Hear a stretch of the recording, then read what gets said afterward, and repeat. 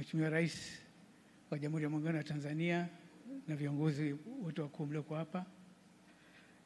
Kwanza kabisa kwa niaba ya familia naomba niwashukuru kwa kuacha shughuli zenu na kujumuika na sisi sote hapa kwenye kutufariji na kujumuika na sisi kwenye ibada ya kumwaga baba yetu. Kwanza niombe niseme kwangu binafsi jinsi tulivyopokea msiba. Nilipata habari za msiba tarehe 7 mwezi wa 5, ilikuwa saa 11 saa za Japani. Kakaangu John alinipigia simu kwa maneno kwamba tumempoteza baba. Kwa nikiwa kazini ilinichukua muda, manake kawaida muda wa kwenda kutoka ofisini kwangu mpaka nyumbani ni saa 1 dakika 15 hivi, na katika maisha yangu sikuona safari ndefu kuliko hiyo. Ilikuwa ni safari ndefu kuliko safari ya masaa 21 toka Japani kuja Tanzania. Kwa hiyo ingawa tumempoteza baba, tunashukuru kwa baba kuishi miaka 94. Na kama tulivyosikia kwenye maneno kwamba kwa binadamu miaka yetu ni 70, tukizidi sana 80. Kwa hiyo tukiomba zaidi hapo tutakuwa tunakufuru. Kwa hiyo tumepokea hilo vizuri na tunashukuru kwa yote. Naomba niongelee mambo fulani tulijifunza kutoka kwa baba. Katika miaka 54 yangu tuliishi naye. Katika miaka 54 tuliishi naye, jambo kubwa nilijifunza kutoka kwa baba ni jinsi ya kupambana na kujitafutia wenyewe. Kwangu mimi binafsi sikumbuki kama baba aliwahi kunipa hata senti moja kwenye mambo yangu ya binafsi. Alisisitiza nipambane wenyewe na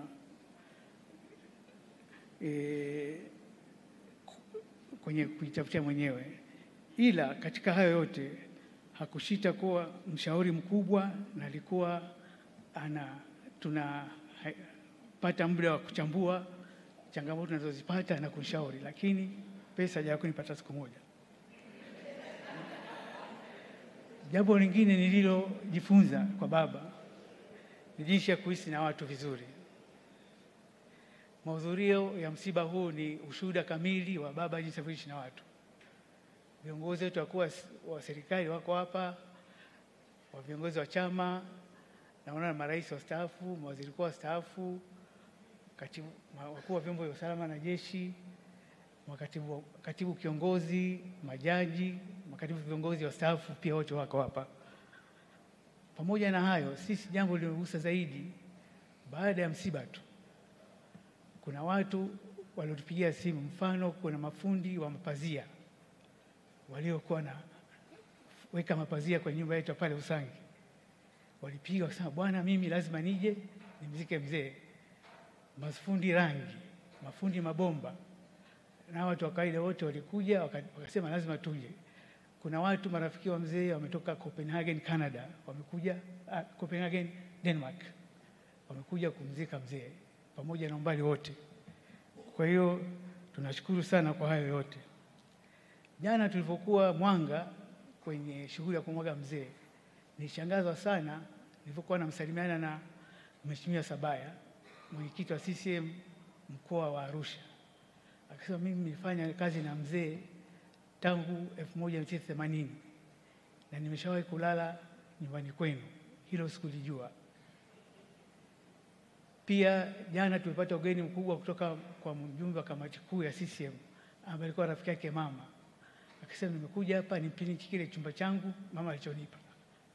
Kwa hiyo tukaja, tuko naye hapa dada Halima, tutapumzisha mzee pamoja.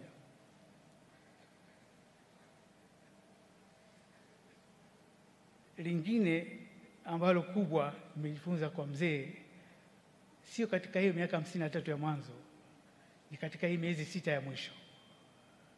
Tangu Novemba mwaka jana mzee alikuwa anasumbuliwa, akawa hayuko mobile,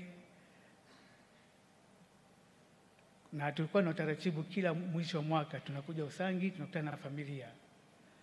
Mwaka huo tukasema, bwana, sisi tunaomba, kwa sababu safari ya kutoka Usangi, kutoka Dar es Salaam mpaka Usangi ni masaa 7 na kwenye gari na nini, Nikamwambia bwana, pumzika Dar es Salaam, alafu kama unataka kushiriki tutashiriki kwa mtandao. Akasema hapana, lazima nije. Kwa kuwa yeye alikuwa yeye ni mtoto wa 5 katika familia ya mzee David Mhako, lakini alikuwa kiongozi wa familia kwa sababu yeye ndio pekee alibaki kama wanafamilia. Kwa hiyo akasema tuje Usangi tufanye kikao cha familia, na katika kikao hicho akatengeneza mfumo kwamba mimi nataka kukabidhi uongozi wa familia kwa mtu mwingine. Kwa wanafamilia tukakaa tukaamua kwamba tunakabidhi kigoda cha Mhako kwa kaka yetu Victor. Naomba kama yupo naomba asimame. Huyu ndio kiongozi wetu, na kwa hiyo tulipitisha mfumo na mzee akakisha tunajadili kila kitu, na nadhani ni miaka minne huo uongozi.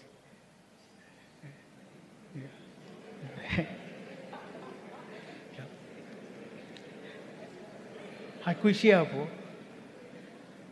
Tarehe 4 mwezi wa kwanza ilikuwa birthday yake. Baba kawaida huwa hapendi kufanyiwa birthday. Yeye mwenyewe akaagiza, mwaka huu nataka nifanye birthday. Akachagua nani aje, mchungaji gani afungue sala, kila kitu akakipanga mwenyewe. Na hapo tulipokuwa kwenye bahati nzuri tukafanya ikawa vizuri, na tulipokuwa kwenye hiyo birthday ilifanyika vizuri sana. Tukawa na majadiliano mengi kwamba watu wengi wanamwanga, wakasema tumfanye nini kumwenzi mzee. Tukawa na mawazo kwamba tumpe jina la bypass, sijui tumpe jina la bweni. Mwisho wa siku, kwa sababu yeye sio msaji mbele za watu, baada ya birthday kuisha nikamfuata nikamuuliza nini. Akasema nia yake yeye ajengewe chuo kikuu Mwanga. Na chuo kikuu cha aina gani? Akasema sio hivi vyuo vikuu vinavyotumia mitambo mingi sijui nini, tutumie brain power, ambacho alisema ni biotechnology au IT. Kwa hilo ndilo jambo alilotupa. Lingine alisisitiza sana hii benki ambayo alikuwa muasisi wake, mmoja wa waasisi Mwanga Hakika Benki. Hii benki tuikuze iwe sawa sawa na makina CRDB na kina NMB. Kwa hiyo hayo ndio nia yake ya baba. Sasa mimi katika hayo yote nimejifunza nini? Kikawaida mtu kifikisha miaka 94 una afya haiko nzuri na bado una wasiwasi, lakini yeye alijikita, hakujali hiyo hali yake, alithibitisha, alijitahidi kwamba mambo ende aje afanye mambo yake anayotaka na atimize ndoto yake, sio kwamba asubiri tu. Na pia kilichojifunza zaidi kwamba aliweka kipaumbele kwa jamii zaidi, sio familia yake mwenyewe. Mwisho ningeomba kutoa salamu za shukrani kwa serikali ya Jamhuri ya Muungano wa Tanzania chini ya uongozi wa Dr. Samia Suluhu Hassan kwa kumpa matibabu mzee alipokuwa anaugua na kushika msiba huu. Pia kipekee naomba nimshukuru sana dada Nyashinde toka utumishi, ameratibu sana msiba huu vizuri. Pale kulikuwa na migongano kati ya vitengo, alivisolve kwenye njia ya utulivu na tumefikia hadi hapa. Pia kipekee naomba nitoe shukrani kwa mkuu wa majeshi Jenerali Mkunda kwa kusimamia itifaki zote za mazishi kwa kijeshi. Naomba pia nitokee shukrani kwa wasaidizi wa baba. Kipekee nimshukuru Fredi Nsolo, Pascali na Yuda kwa kumpa mzee msaada wa kimatibabu alipokuwa anaugua. Naomba pia nawashukuru walinzi wake kaka Mpangile na kaka Joseph kwa kuwa na mzee muda wote vizuri. Pia naomba nimshukuru kaka Dickson Msuya ambaye alikuwa anaratibu ofisi yake binafsi kwa kuratibu mambo yote ya mzee. Pia naomba niwashukuru madereva kaka Trump na kaka Mwaipungu ambao waliweza kuhimili spidi ambayo anaitaka mzee. Anataka kitoka Dar es Salaam afike saa 5, baada ya masaa 5 Usangi. Kwa hiyo tunashukuru walitimiza kazi hiyo bila kwa usalama. Naomba nishukuru pia kipekee kanisa zima la KKKT likiongozwa na Baba Askofu Malasusa kwa kushika msalaba huu, kipekee chaplain wetu wa Azania Front Mchungaji Mzinga kwa kuwa nasi sote kila siku ya jioni pale Upanga.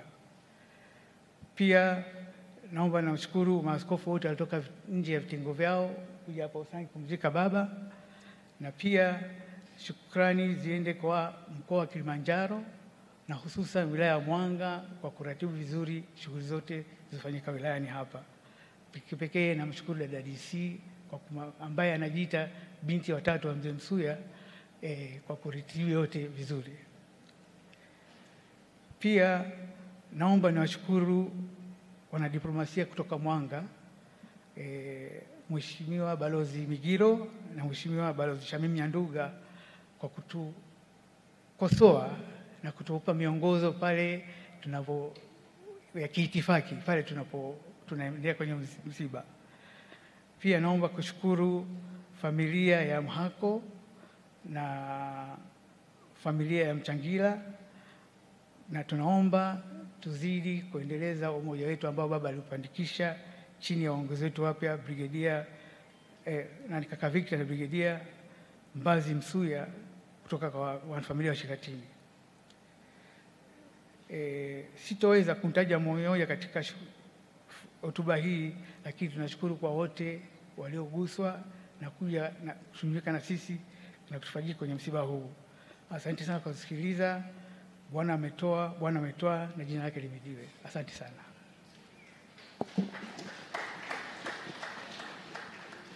Asante sana.